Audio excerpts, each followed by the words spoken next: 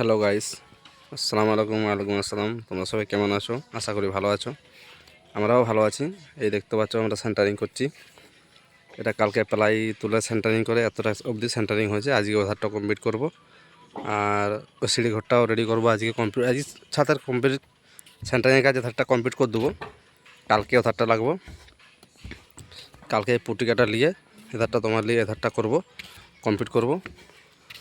আজকে আজকে এই যে টুকুর পাকা বাকি আছে যেগুলো, এগুলো কমপ্লিট করবো সব।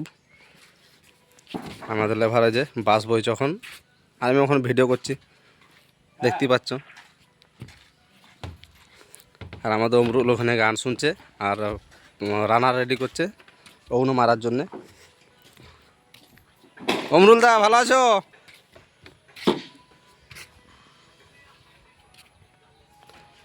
এই জায়গাটা তোমরা দেখেছো কি? বহু সুন্দর লাগছে জায়গাটা। জায়গাটা খুব ভালো।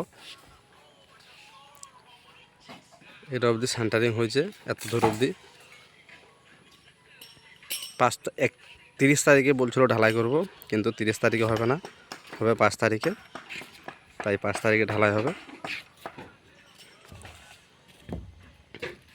আগের ভিডিও দেখতে চাইলে কমেন্ট করবে, লাইক শেয়ার করবে।